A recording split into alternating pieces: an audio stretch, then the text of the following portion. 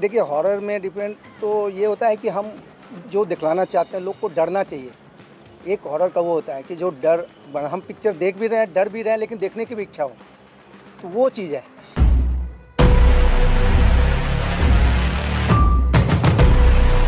Die for us to be with us. Film बहुत different है क्योंकि शाशा मैम डायरेक्ट करें, दैट्स सो ऑब्वियस। और राम से ब्रदर्स का नाम तो ऑलरेडी इतना, दे आर लेजेंड।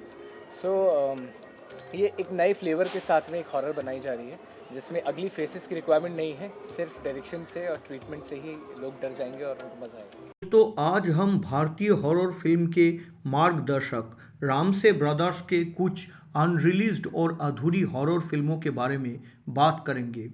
साल 1977 में रामसे ब्रदर्स ने चीख नामक एक फिल्म शुरू करने की योजना बनाई। इसमें सतीश कौल, प्रेमा नारायण और अमजद खान मुख्य भूमिका में नजर आने वाले थे। सी रामचंद्र संगीत के प्रभारी थे। डायलॉग्स कफिल आजाद द्वारा लिखे गए थे और कुमार रामसे और श्याम रामसे द्वारा ये फिल्म निर्देशित होने वाली थी। फिल्म का निर्माण F.U. रामसे कर रहे थे, लेकिन अंततः फिल्म फ्लोर पर ही नहीं जा सकी। संयोग से ये ध्यान दिया जा सकता है कि रामसे ब्रदर्स ने मूल रूप से अपनी एक cult and classic horror film दरवाज़ा का टाइटल पहले चीख रखने का फैसला किया था। दरवाज़ा साल 1978 में रिलीज़ हुई थी। इसके कई साल बाद बी ग्रेड हॉरर फिल्म निर्माता मोहन भाकरी ने 80 के दशक के मध्य में चीख नाम से एक हॉरर फिल्म का निर्माण किया था जो बॉक्स ऑफिस पर सफल रही। साल 1982 में प्रसिद्ध रामसे ब्रदर्स के 7 भाइयों में से एक केशु रामसे ने कोहरा द मिस्ट नामक एक डरावनी फिल्म बनाने का उद्योग लिया। फिल्म में जीनत आमन अहम भूमिका निभाने वाली थी। पोस्टर से यह समझ में नहीं आ रहा है कि कोहरा के प्रोड्यूसर उमेश बॉलीवुड के जाने माने निर्माता निर्देशक उमेश मेहरा है या नहीं। फिल्म के संगीत निर्देशक बप्पी लहिरी थे और पटकथा योति स्वरूप ने लिखी थी। फिल्म का निर्देशन केशु राम से करने वाले थे। फिल्म की कहानी के बारे में कुछ भी पता नहीं चलता है। हालांकि पोस्टर से पता चलता है कि कोहरा की कहानी शायद किसी हॉलीवुड हॉरर फिल्म से प्रभावित थी। इस फिल्म में जीनत आमन के अलावा किसी अन्य अभिनेता या अभिनेत्री के नाम ज्ञात नहीं है। हालांकि फिल्म का एक आधिकारिक पोस्टर जारी किया गया था।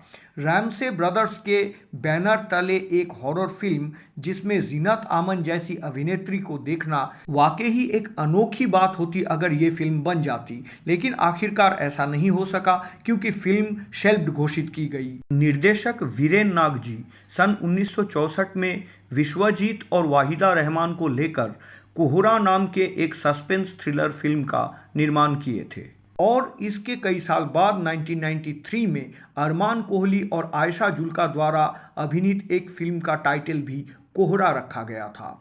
रामसे ब्रदर्स की एक और निरस्त परियोजना का नाम एक अंधेरी रात, वीराना के बाद एक अंधेरी रात शायद विच क्राफ्टिंग और जादू टोने पर आधारित रामसे ब्रदर्स की दूसरी फिल्म हो सकती थी अगर ये बनकर रिलीज होती तो, लेकिन शायद ये रामसे ब्रदर्स के अपने बैनर तले बनी फिल्म नहीं थी। फिल्म का निर्माण B.R. स्वांति ने कर रहे थे और संगीत बप्पी लहिरी द्वारा कंपोज और तुलसी रामसे और श्याम रामसे द्वारा ये फिल्म निर्देशित होने वाली थी। फिल्म रद्द होने का कारण अज्ञात है। 80 के दशक में सिंदबाद नामक रामसे ब्रदर्स का एक और प्रोजेक्ट रद्द किया गया था।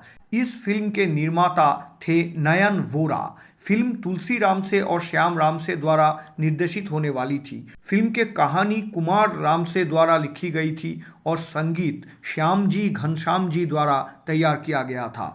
नवीन निश्चल, विद्या सिन्हा, शक्ति कपूर और देव कुमार अभिनीत फिल्म सिंदबाद हालांकि एक डरावनी फिल्म थी या एक फैंटेसी फिल्म के रूप में आती, इसके बारे में कोई जानकारी नहीं मिलती है। रामसे ब्रदर्स के दो और शेल्व्ड या रद्द प्रोजेक्ट का नाम है टावर हाउस और मकबरा। टावर हाउस फिल्म की शुरुआत 1990 में रामसे फिल्म्स कंबाइंस बैनर के तहत हुई थी, जिसमें हसमत खान, कन्वलजीत, पूनम दासगुप्ता, सतीश शाह, अरुणा ईरानी और कुलभूषण खरवंदा दिखने वाले थे। फिल्म के संगीत की जिम्मेदारी अजीत सिंह के पास थी। फिल्म का प्रोमो भी जारी किया गया था और 2 गाने भी रिकॉर्ड किए जा चुके थे।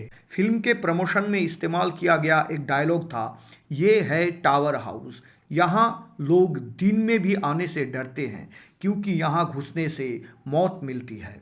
लेकिन इसके बाद रामसे ब्रदर्स ने जी टीवी के साथ डील साइन की और हॉरर सीरियल बनाने में बिजी हो गए, जिसके चलते इस फिल्म का काम रोक दिया गया। फिल्म मकबरा की शुरुआत भी 1990 में ही हुई थी। मकबरा शब्द का अर्थ है समाधि।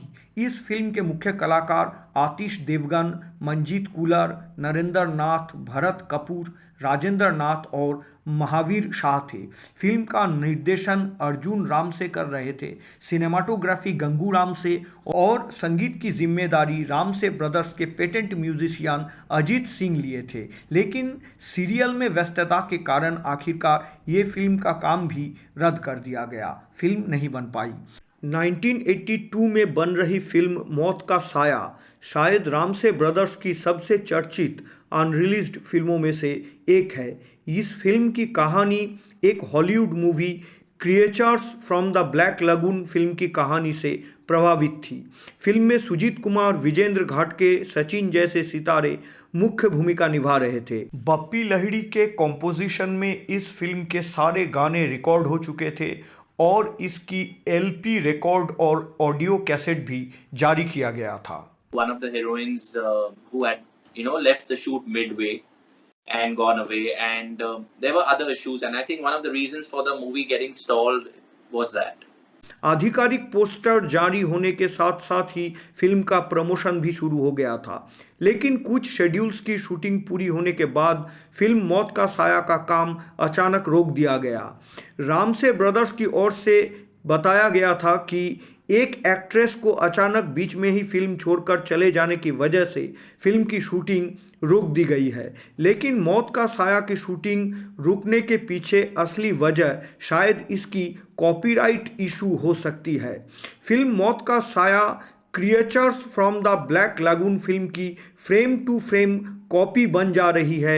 ये महसूस करने के बाद ही शायद रामसे ब्रदर्स ने इस फिल्म का काम रोक दिए थे कि भविष्य में उन्हें कॉपीराइट मुद्दे का सामना ना करना पड़े। हालांकि रामसे ब्रदर्स और उनकी हॉरर फिल्मों के फैंस को आज भी उम्मीद है कि फिल्म मौत का साया कभी ना कभी रिलीज होकर थिएटर हॉल या ओटीटी पर जरूर आएगी। द लेजेंड देवानंद स्वयं 1980 में एक बार रामसे ब्रदर्स से मिले थे।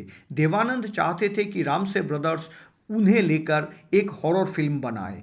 देव साहब और हॉलीवुड अभिनेता ग्रेगरी पेक का आचरण, बोलचाल और व्यवहार यानी कि मैनरिज्म बिल्कुल एक जैसा था।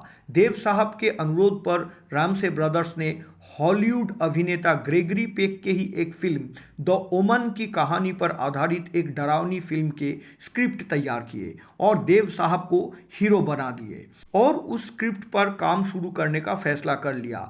फिल्म का नाम था ओम, लेकिन अंततः अलग अलग वजह से इस फिल्म का काम शुरू ही नहीं हो पाया।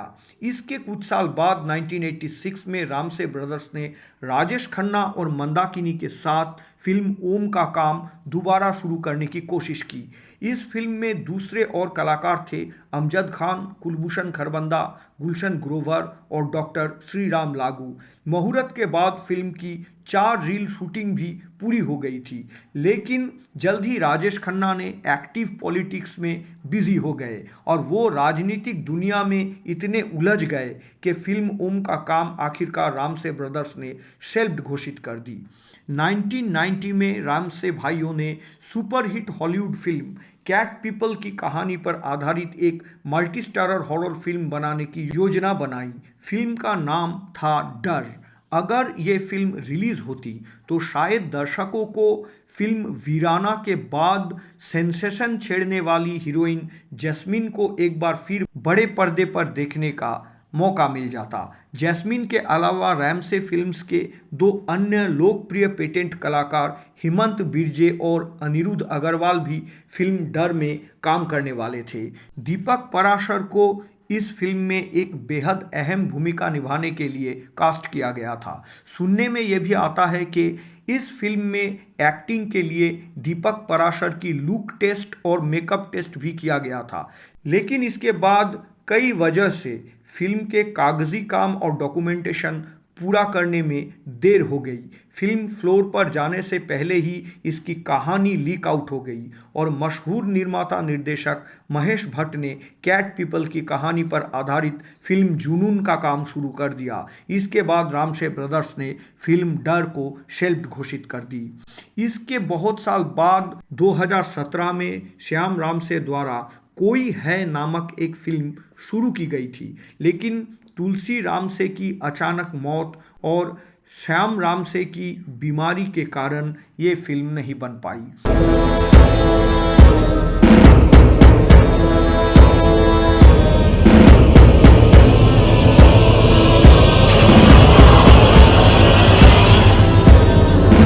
इन सारे फिल्मों के अलावा तमाम हॉरर फिल्म प्रेमी और रामसे ब्रदर्स के fan Ramsay brothers generation next की 2 फिल्मों का लंबे समय से इंतज़ार कर रहे हैं, लेकिन दोनों ही फिल्म थिएटर हॉल पे कब आएगी इसके बारे में आज तक कोई पुष्टि नहीं कर पा रहा है। दोनों फिल्मों की शूटिंग ही पूरी हुई है या नहीं, इसके बारे में भी कोई पुख्ता जानकारी नहीं है। ये दोनों फिल्मों में से एक फिल्म है वो कौन थी, जिसका निर्देशन तुलसी रामसे के बेटे दीपक रामसे कर रहे थे, और दूसरी फिल्म का नाम है मोटेल, जिसका निर्देशन श्याम रामसे की बेटी साशा रामसे ने किया है।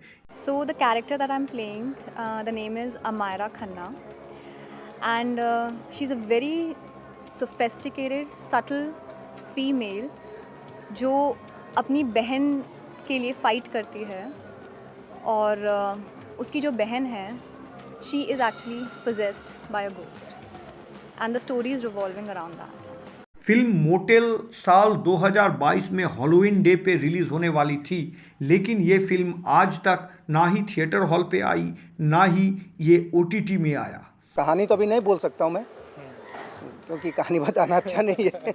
वो तो जब फिल्म देखेंगे तब पता लगेगा। फिल्म देखेंगे तो लेकिन हम लोग एक लोकेशन सही जो थी, लोकेशन जो बंद पड़ी हुई थी, काफ़ी जंगलों के बीच में जाके हम लोगों ने शूट किया कि वो दिखलाना चाहते थे। ऐसा नहीं कि कोई बनावटी हो और वहाँ पे हम लोग करें, वो नहीं चाह रहे थे। यहाँ ध्यान देने वाली एक और बात है कि साल 2010 में श्याम रामसे द्वारा निर्देशित एक हॉरर फिल्म बचाओ इनसाइड भूत है एक हफ्ते के लिए सिनेमा हॉल में रिलीज़ तो हुई थी, लेकिन फिर अचानक ये फिल्म थिएटर हॉल से हट गया और बाज़ार से ही गायब हो गई। बचाओ इनसाइड भूत है कि CD या DVD उपलब्ध नहीं है। टोरेंट, YouTube या OTT कहीं भी इस फिल्म का कोई लिंक नहीं मिलता है।